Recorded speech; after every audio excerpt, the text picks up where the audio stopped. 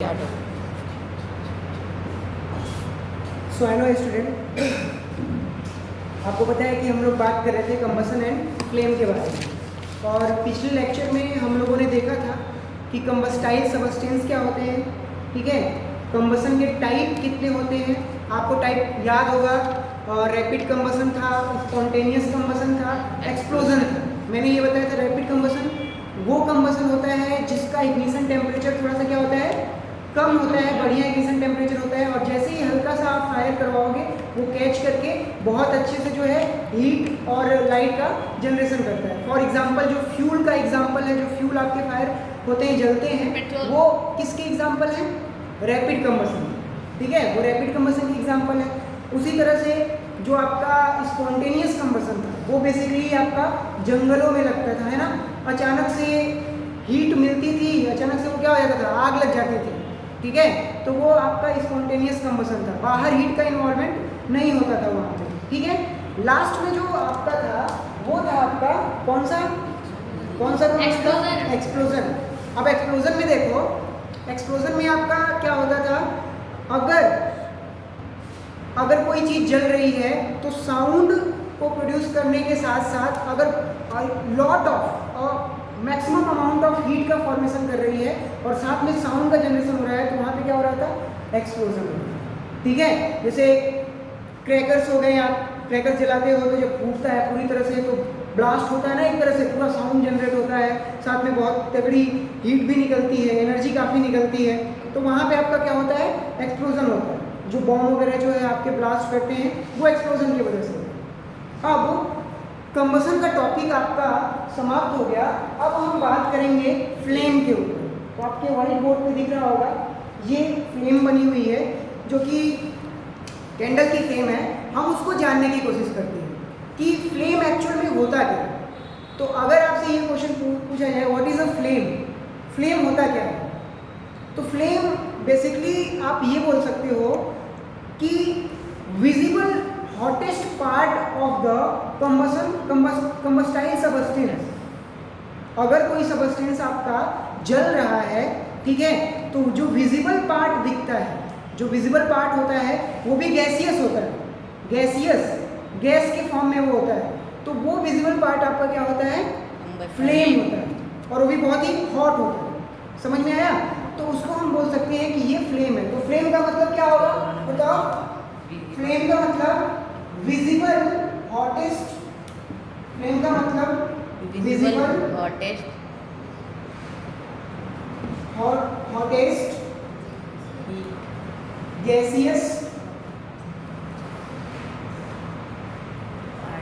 Gaseous part of the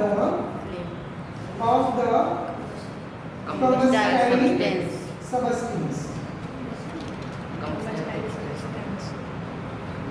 ठीक है, तो कंबस्टाइल सबस्टेंस जब कंबसन करते हैं तो उस समय जो हॉटेस्ट पार्ट दिखता है आपका विजिबल दिखता है, और साथ में वो गैसियस होता है, तो उसको हम बोलते हैं कि ये आपका क्या है, फ्लेम है। अब अगली चीज के बारे में चलते हैं कि फ्लेम को थोड़ा सा डिटेल में स्टडी करते हैं, इसका स्ट्रक्चर कैसे होता क्या है। तो देखो, अगर हम फ्लेम को बढ़िया से स्टडी करें तो हम देखेंगे कि ये 3 जोन में बटा हुआ है। पहला होता है आपका आउटर जोन, दूसरा होता है आपका मिडल जोन, एंड तीसरा होता है आपका इनर जोन। ठीक है, तो जो आउटर जोन होता है आपको दिखेगा कि वो ब्लू कलर का होता है। आउटर जोन जो सबसे बाहर वाला फ्लेम है, कैंडल का फ्लेम अगर जो आप देखोगे तो जो सबसे बाहर वाला फ्लेम है, ध्यान से देखोगे तो वो किस कलर का दिखता है, ब्लू कलर। ठीक है, उसके बाद जो आप मॉडरेट मिडिल जोन जब देखोगे तो आपको पता चलेगा कि इसका पार्ट एलोइस है, और जो तीसरा देखोगे जिसका नाम है इनर मोस्ट जोन, उसमें आप देखोगे कि इसका पार्ट किस तरह से है, किस कलर का है, ब्लैक कलर का। यहाँ पे मैंने बता रखा है कि ब्लू इन कलर जो कि आउटर जोन में है, येलो इन कलर जो कि मिडिल जोन में है, इनर मोस्ट जोन में आपका ब्लैक इन कलर है। अब इसके पीछे आपको लॉजिक समझना है कि क्यों येलो कलर का दिखता है, क्यों ब्लैक कलर का दिखता है, और क्यों ब्लू कलर का दिखता है। तो सबसे पहला चलते हैं, मैक्सिमम स्टूडेंट कहते हैं कि जो जो आउटर मोस्ट जोन होता है सर वो ब्लू कलर का दिखता है, लेकिन एक चीज़ हमको नहीं समझ में आती है, अगर ये ब्लू कलर का है तो ठीक है वो ब्लू कलर का होना चाहिए, लेकिन सबसे हॉटेस्ट क्यों होता है? लोग बोलते हैं कि आउटर मोस्ट जोन सबसे हॉटेस्ट होता है और इनर मोस्ट जोन जो है वो कम होता है, उससे कम हॉट पार्ट होता है। तो इसका मतलब क्या? क्योंकि होना तो चाहिए अंदर का, है ना, अंदर का, लेकिन ये आपका वहम होता है, ठीक है। जो बाहर वाला पार्ट होता है ब्लू कलर वाला पार्ट वो आपका ज़्यादा हॉटेस्ट होता है, ज़्यादा हॉट होता है। उसके पीछे रीज़न है, वहाँ पे कंबसन बहुत अच्छे से होता है, कंबस्टाइल सबस्टेंस पूरी तरह से कंबस्ट हो गया होता है और ऊपर आपके रीजन में CO2 गैस मिलती है, आपको वाटर भी आपको मिलता है, ठीक है, और आपकी हीट वगैरह बहुत ज़्यादा अमाउंट में मिलती है, तो इसकी वजह से वहाँ पे कलर आपका ब्लू दिखता है, ठीक है, ब्लू कलर का होता है और सबसे हॉटेस्ट पार्ट होता है, ठीक है। तो अब कभी मत ये कहना कि अंदर अगर जो हम जैसे सपोज दैट कि अगर जो हम अपना हाथ फ्लेम में ऐसे डाल रहे हैं तो अंदर अगर जो पार्ट जाएगा तो वो उतना नहीं जलेगा जितना कि आपका बाहर वाला पार्ट जो है आपको हार्म करेगा, जलेगा, ठीक है। उसके पीछे रीजन क्या है? बिकॉज द कंबसन जो आपका बाहर वाला है वहाँ पे कंबसन बहुत अच्छे से हो जाता है, ठीक है, वहाँ पे फुल कंबसन हो रहा है, पूरी तरह से कंबसन हो जा रहा है, कंबसन हो जा रहा है और जिसकी वजह से वहाँ पे हीट बढ़िया से निकल रही है। अच्छा, जो आपका मिडिल वाला पार्ट है वो किस कलर का दिखता है? येलो कलर का दिखता है। तो येलो कलर का दिखने का मतलब ये है कि वहाँ पे आपका पूरा अच्छे से कंबसन नहीं होता है, पार्शियल कंबसन होता है। कौन सा कंबसन? पार्शियल का मतलब क्या होता है? थोड़ा कंबसन होता है। तो जब कंबसन बढ़िया से नहीं होगा तो फिर क्या होगा भाई? हीट उतना बढ़िया हीट नहीं निकलेगी और आपका फ्लेम येलो कलर का रहेगा, ठीक है। तो इनर मोस्ट वाले जोन में जो कंबसन होता है वो पार्शियल कंबसन है, पार्शियल कंबशन होता है जो आपका सॉरी मिडिल वाला जो पार्ट है, ठीक है, मिडिल वाले जोन में आपका कंबसन कौन सा होता है? Partial combustion. पार्शियल कंबसन का मतलब समझ गए, ठीक है। जो कंबस्टाइल सबस्टेंस होगा वो पार्शियली वहाँ पे जलेगा, ठीक है। अब क्यों पार्शियली जलेगा? क्योंकि वहाँ पे ऑक्सीजन की सप्लाई बढ़िया से उसको नहीं हो पा रही है, ठीक है, इसकी वजह से वो पूरी तरह से कंबस्ट नहीं होता, या फिर वहाँ पे आपका जो है हो सकता है कि कंबस्टाइल सबस्टेंस का जो नेचर है वो थोड़ा सा खराब हो गया होगा, तो इसकी वजह से नहीं होगा आपका जो है फुल कंबसन हो पा रहा होगा। अच्छा बताओ, कंबसन किस पे डिपेंड करेगा? दो चीज पे डिपेंड करेगा, कौन पे? पहला तो सपोर्टर और दूसरा सबस्टेंस, कंबस्टाइल सबस्टेंस। जो आपका कंबसन होगा वो दो चीज पे डिपेंड करेगा, पहला कंबस्टाइल सबस्टेंस का नेचर कैसा है और दूसरा सपोर्टर, मतलब कि अगर ऑक्सीजन की सप्लाई हम कम कर दें तो कंबसन आपका कम हो जाएगा, ठीक है। अगर हम कंबस्टाइल सबस्टेंस का नेचर थोड़ा सा खराब कर दें, थोड़ा सा खराब मतलब कह सकते हो कि उसमें कुछ इम्प्योरिटीज मिला दें जो कि जलती ही नहीं है, तो वहाँ पे आपका कंबसन क्या होगा? कम होगा। समझ पा रहे हो उस चीज को, ठीक है। अब देखो आगे देखो, तो इसकी वजह से आपका जो मॉडरेट जोन होता है वहाँ पे पार्शियल कंबसन होता है, जिसके कारण उसका जो कलर होता है वो किस कलर का होता है? येलो, ठीक है। अगला देखते हैं इनर मोस्ट जोन। जो इनर मोस्ट जोन होता है बेसिकली आपका ब्लैक कलर का दिखता है। अब ब्लैक कलर का मतलब क्या भाई? ब्लैक पार्ट का मतलब क्या? मतलब कि वहाँ पे कंबसन बढ़िया से हो ही नहीं, बिल्कुल नहीं हो रहा है, ठीक है।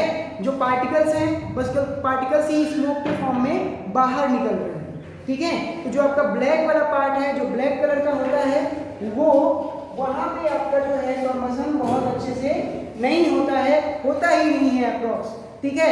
मतलब होता ही नहीं, तो इनर मोस्ट जोन इसलिए आपका किस कलर का होता है? Black colour. अच्छा एक चीज और आपको बताऊं, जब आपका कंबसन होता है, जैसे आपका काऊ डंग होता है, काऊ डंग को ले लो, तो आप जब जलाते हो तो ऑक्सीजन का बढ़िया से सप्लाई ना होने के कारण वो अच्छे से जलता नहीं है, ठीक है। जब अच्छे से जलता नहीं है तो अपने साथ साथ वो कार्बन के पार्टिकल्स को बाहर लेके जाता है, ठीक है, कार्बन के पार्टिकल्स को बाहर लेकर के जाता है। अब कार्बन का पार्टिकल्स बाहर जाएगा तो वो पार्टिकल्स बहुत ही छोटा होगा और बाहर जाता है तो वही स्मोक के फॉर्म में आपको दिखता है। तो तो स्मोक आपका, आपको ये लग रहा है कि वो गैस के फॉर्म में है, तो वो गैस के फॉर्म में नहीं होता है, ठीक है। वो किसके फॉर्म में होता है? पार्टिकल्स होता है, ठीक है, जो कि आपका इन्वायरमेंट में जाता है और इन्वायरमेंट गैसियस होने के कारण, गैस होने के कारण उसमें डिस्पर्स हो जाता है, ठीक है। तो गैस में सॉलिड का वहाँ पे डिस्पर्सन होता है, ठीक है। तो अगर आपसे कोई पूछे तो स्मोक का नेचर क्या है, तो smoke is a type of particles, ठीक है। बहुत सारे कार्बन के पार्टिकल्स इन्वायरमेंट में जाते हैं, ठीक है। तो ये आपका होता है फ्लेम से रिलेटेड इतने जो है टर्म मैंने आपको बता दिए, ठीक है। अब देखो यहाँ पे इनर मोस्ट जोन के बारे में आप समझ लिए, मिडल जोन के बारे में समझ लिया आपने, आउटर जोन के बारे में भी आप लोगों ने समझ लिया, ठीक है। चलो तो फिर एक बार से देखते हैं, ये बताओ फ्लेम के कितने पार्ट होते हैं? 3। कौन कौन से? Outer zone, middle zone, inner most zone. Outer most zone में पूरा फुल कंबशन, मिडिल जोन में पार्शियल कंबशन, एंड तीसरे वाले जोन में जो आपका इनर मोस्ट जोन है उसमें कौन सा कंबशन होगा? बहुत लेस, होता ही नहीं, वहां पे पार्टिकल्स ही बाहर आते हैं, ठीक है। अगली चीज अभी ये बताओ, आउटर मोस्ट जोन का कलर क्या? ब्लू, मिडिल का येलो, इनर का ब्लैक, ठीक है, क्लियर। आगे देखो नेक्स्ट पार्ट, कौन सबसे हॉटेस्ट पार्ट है? आउटर मोस्ट जोन, ठीक है।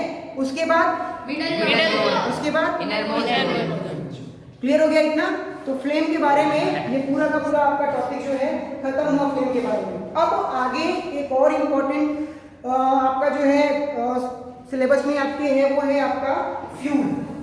फ्यूल के बारे में हमको पढ़ना है, तो कोई फ्यूल के बारे में मुझे बता सकता है? कोई? चलो आर्यन बोलो। तो फ्यूल वो सब्सटेंस होता है जो कि बर्न करता है, जो कि कंबशन के लिए बहुत जरूरी होता है, जो कि कंबशन के लिए बहुत जरूरी होता है। चलो हाँ इसको बताओ। कंबस्टाइल सब्सटेंस भी कहते हैं। फ्यूल जो होता है उसका इग्निशन टेम्परेचर बहुत कम होता है और लेस ऑक्सीजन में भी वो अच्छे से रिएक्ट करके कंप्लीट कंबशन कर सकते हैं। सर हम बताएं। ठीक है, चलो शिवम बताओ। फ्यूल जरूरी सर फ्यूल वो है सर जो कंबशन में सर बहुत हेल्प करता है सर, उसके बिना सर कंबशन अच्छे से नहीं हो सकता है। अच्छा, फ्यूल का डेफिनेशन एग्जैक्टली क्या होगा? सर हम बताएं। बताओ किसको? Fuel is a combustible substance which has their ignition temperature is increased by the room temperature and react with oxygen very fast. चलो बैठो देखो। देखो फ्यूल एक्चुअल में क्या होता है? फ्यूल एक्चुअल में क्या होता है? कंबस्टाइल ठीक है, सब्सटेंस। फ्यूल आपका एक तरह से क्या होता है? सबसे पहले वो कंबस्टाइल सब्सटेंस, ठीक है। और वो भी कंबस्टाइल सब्सटेंस में बहुत ही अच्छा कंबस्टाइल सब्सटेंस। अब बहुत ही अच्छा कंबस्टाइल सब्सटेंस होने का मतलब क्या? इग्निशन उसका टेम्परेचर ignition टेम्परेचर लो होगा। अच्छा, इतना भी लो नहीं कि रूम टेम्परेचर से ही कम हो, टेम्परेचर पे तब तो वो फ्यूल नहीं होगा, है ना। जैसे मान लो सपोज दैट कि एक हमारे पास फ्यूल है जिसका इग्निशन टेम्परेचर रूम टेम्परेचर से क्या है? बिल्कुल लो है, 20 डिग्री ठीक है, 20 डिग्री है। अब मैं उसको जो है किसी बोतल में लेकर के जा रहा हूँ, बस अचानक से क्या होगा? जैसे ही बाहर आएंगे तो फटाक से आग लग गई। अब आग लग गई तो फिर मेरा भी काम तमाम हो जाएगा, ठीक है। हाँ, और आसपास का जो भी एरिया होगा वो भी पूरी तरह से वहाँ पे भी फायर कैच कर लेगा। तो कंबस्टाइल सब्सटेंस होना चाहिए, ठीक है, और साथ साथ वहाँ पे आपका इग्निशन टेम्परेचर लो होना चाहिए। लो मतलब कि रूम टेम्परेचर से ज़्यादा होना चाहिए, बहुत अधिक नहीं होना चाहिए। बहुत अधिक मतलब कि हीट मत देना पड़े, ऑक्सीजन की सप्लाई ज़्यादा ना करना पड़े, ठीक है। तो ये होना चाहिए। और तीसरा, जब वो जले तो a large amount of energy release कर हीट रिलीज करे, एनर्जी रिलीज करे, ताकि हम उसको क्या कर सके? यूटिलाइज कर सके। समझ में आया? इसलिए हम उसको क्या कर सके? ताकि बढ़िया से उसको यूटिलाइज कर सके। अब यूटिलाइज कैसे करेंगे? जैसे मान लो आपका फ्यूल है, एक एलपीजी को ले लेते हैं, केरोसिन ऑयल को ले लेते हैं, पेट्रोल को ले लेते हैं। उसका यूज आप कहाँ पे करते हो? पेट्रोल का यूज कहाँ पे होता है? व्हीकल्स में होता है। क्या करने के लिए होता है? इंजन को स्टार्ट स्टार्ट करने के लिए मैकेनिकल इलेक्ट्रिकल एनर्जी को मैकेनिकल एनर्जी में कन्वर्ट करने के लिए। समझ में आया? ठीक है, ताकि जो है पूरी तरह से वो आगे चल सके। तो फ्यूल का काम करती है वो। बराबर अमाउंट में वो क्या देती है, हीट देती है। ठीक है, बराबर अमाउंट में जो है हीट देती रहती है। ठीक है, ताकि जो है वो पूरी तरह से आपका आगे चल सके। तो फ्यूल का मेन काम भी ये हो गया कि व्हीकल्स वगैरह में यूज करने के लिए होता है, और बहुत सारी इंडस्ट्री में जो है यूज होता है फ्यूल का। आपका इंडस्ट्री में यूज होने का मतलब, जैसे सपोज दैट कि कोई बड़ी सी इंडस्ट्री है, वहाँ पे टेम्परेचर उसको बहुत ज़्यादा चाहिए, तो टेम्परेचर बहुत ज़्यादा चाहिए। जब आप फ्यूल बढ़िया होगा, बढ़िया से उसको जलाओगे तो वो बहुत अच्छा टेम्परेचर देगा। तो फ्यूल का मतलब बस इतना समझो कि fuel is a type of combustible substance which after getting fire, ठीक है, after catching fire it produce a large amount of heat and energy. ठीक है, बहुत अमाउंट में हीट और एनर्जी का फॉर्मेशन करती है। ठीक है, तो उसको हम क्या बोलेंगे, फ्यूल बोलेंगे। ठीक है, अच्छा, फ्यूल एनर्जी का ही फॉर्मेशन करती है, हीट की तो करती है। हीट को मापने का तरीका किसमें हम मापते हैं, कैलोरी में या फिर जूल में माप सकते हैं। ठीक है, तो एक आपका टर्म आएगा कैलोरीफिक वैल्यू। कैलोरीफिक वैल्यू क्या होती है, तो कैलोरीफिक वैल्यू के बारे में आप लोगों ने समझा है, कभी सुना है कैलोरीफिक वैल्यू क्या होती है? कोई बोलो हर्ष। सर जैसे कि कोई फ्यूल है सर, वो कितना अमाउंट ऑफ हीट प्रोड्यूस करता है कंबशन पे, जब उसका कंबशन होता है कितना अमाउंट ऑफ हीट को हीट एनर्जी प्रोड्यूस करेगा। बहुत अच्छा, गुड। फ्यूल जो है, सिंपल सा आपका फ्यूल के बारे में समझ लिया, कंबस्टाइल सबस्टेंस। उसके बाद जब आप वो जब जले बढ़िया से, तो फिर क्या दे, लार्ज अमाउंट ऑफ हीट दे, और इग्निशन टेम्परेचर उसका भी क्या हो, कम हो। कैलोरीफिक वैल्यू का मतलब ये है कि अगर कोई फ्यूल जल रहा है, ठीक है, तो वो कितना अमाउंट में हीट को रिलीज करता है। ठीक है, जितना अमाउंट में हीट को रिलीज करता है किलो जूल में या फिर किलो कैलोरी में, उसी को हम बोलते हैं कैलोरीफिक वैल्यू। समझ गए? ठीक है, जैसे फॉर एग्जांपल काऊ डंग को ले लेते हैं, तो अगर जो आपका सपोज दैट, पता नहीं कितना होता है, मुझे आइडिया नहीं है, अगर सपोज दैट 1 kg हम काऊ डंग को जलाते हैं, ठीक है, बर्न कराते हैं, तो अगर आपका 200 किलो जूल निकलता है, तो 200 किलो जूल उसका क्या होगा, कैलोरीफिक वैल्यू। ठीक है, तो इसकी भी क्वांटिटी फिक्स होनी चाहिए, फ्यूल की भी क्वांटिटी फिक्स होनी चाहिए। ठीक है, और हीट की भी क्वांटिटी क्या होनी चाहिए, फिक्स होनी चाहिए। ठीक है, मतलब पर्टिकुलर 1 किलो काऊ डंग को जलाने के बाद कितनी हीट निकलती है, कितनी किलो जूल या कितनी किलो कैलोरी हीट निकलती है, वही उसकी क्या होगी, कैलोरीफिक वैल्यू। क्लियर हुआ सबको? ठीक है, तो ये आपका कैलोरीफिक वैल्यू होती है। अब आगे आते हैं, एक बढ़िया फ्यूल होने के लिए क्या क्या कंडीशंस जरूरी है, उसके बारे में देखते हैं। तो सबसे पहला, तो बढ़िया से वो कंबस्टाइल सबस्टेंस होना चाहिए। ठीक है, गुड कंबस्टाइल सबस्टेंस। फर्स्ट क्या होना चाहिए, good combustible substance. Good combustible substance. Combustible substance. ठीक है, दूसरा चीप होना चाहिए, सस्ता होना चाहिए। ऐसा नहीं कि वो बहुत बढ़िया हीट देता हो, जलता बहुत बढ़िया हो, और पैसा बहुत अधिक लगे। ठीक है, तो पैसा बहुत अधिक लगेगा तो फिर तो वो तो रेयर हो जाएगा ना, रेयर हो जाएगा। तो क्या होना चाहिए, चीप होना चाहिए। अगली चीज, उसको ट्रांसपोर्ट करने में दिक्कत ना हो।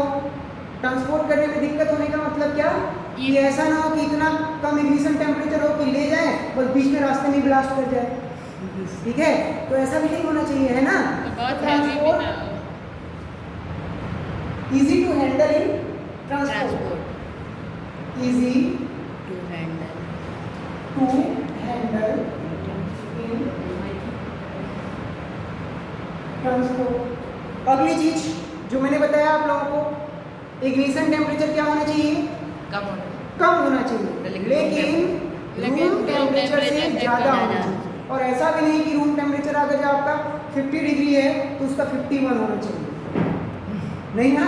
अगर ऐसा हो गया तो क्या पता चलेगा, अचानक से टेम्परेचर बढ़ा तो फिर आग लग गई, पूरा आग लग गई। ठीक है, तो 20 डिग्री सेंटीग्रेड जो है रूम टेम्परेचर से क्या होना चाहिए, ज़्यादा होना चाहिए। समझ में आया? अब हमारे इंडिया के लिए, इंडिया में क्या कैसे क्या होगा, जैसे मान लो इंडिया में गर्मी में टेम्परेचर समर में कितना होता है आपका, हमारे यूपी में 45-47 होता है। ठीक है, तो सपोज दैट हमने कोई फ्यूल लिया ठंडी में, है ना, जिसका इग्निशन टेम्परेचर है 30 के आसपास, और ठंडी में हमारे वहाँ टेम्परेचर क्या होता है, 15 होता है, 10 होता है, 8 होता है, ठीक है। अब मैं अपने घर में लेकर के रखा हुआ हूँ उसको, अचानक से उसका टेम्परेचर बढ़ा तो पता चला कि हम भी गायब हो गए, ठीक है। घर और ब्लास्ट किया, फिर हमारा ही अस्तित्व जो है वो से खत्म, क्लियर है ना। तो इतना भी ऐसा भी नहीं होना चाहिए, कम से कम 100 डिग्री के पार होना चाहिए इग्निशन टेम्परेचर। जैसे आपका केरोसिन ऑयल है, उसका 220 डिग्री सेंटीग्रेड होता है, 220 के ऊपर होता है, ठीक है। उसी तरह से आपका जो है पेट्रोल है तो उसका थोड़ा सा कम होता है उससे, है ना। तो आपका इग्निशन टेम्परेचर क्या होना चाहिए, low, but room temperature room But room temperature more than room 100 temperature degree more than room temperature room temperature ठीक है, मोर देन रूम टेम्परेचर। और भी बताओ कुछ, और कोई क्राइटेरिया। बढ़िया से कंबस्टाइल सब्सटेंस होना चाहिए, गुड कंबसन, जिसकी वजह से स्मोक वगैरह का फॉर्मेशन न करे, ताकि पॉल्यूशन भी बहुत अच्छे से बहुत ज़्यादा ना हो, ठीक है। तो इसका मतलब सर वो तो गुड कंबस्टाइल सब्सटेंस में आ जाता है ना, हाँ, लेस स्मोक जो है वो जनरेट करे, क्लियर हुआ। अच्छा अब ये बताओ, अभी भी मैंने बताया कि स्मोक आपके बॉडी पे क्या इफेक्ट कर सकता है, बोलो। लंग्स में जाके सर वो लंग्स में ब्रीथिंग प्रॉब्लम कर सकते क्यों ब्रीथिंग प्रॉब्लम करता है, बताओ हर्ष। क्योंकि आप बताएं स्मोक का नेचर पार्टिकल होता है, सर पार्टिकल हमारे लंग्स में जाएंगे तो सर प्रॉब्लम।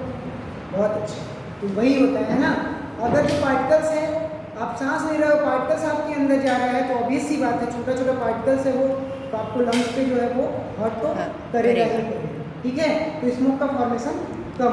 अच्छा ये अगर ये सारी क्राइटेरिया कोई फ्यूल अपने अंदर रखता है तो उसको हम क्या बोलते हैं, आइडियल फ्यूल। बहुत आदर्शवादी फ्यूल है, बहुत ही आइडियल है, जैसे बहुत आइडियल स्टूडेंट होते हैं, एकदम बिल्कुल, हाँ बिल्कुल बैठे रहते हैं, हर एक काम बढ़िया से करते हैं, टाइम पे करते हैं, ठीक है।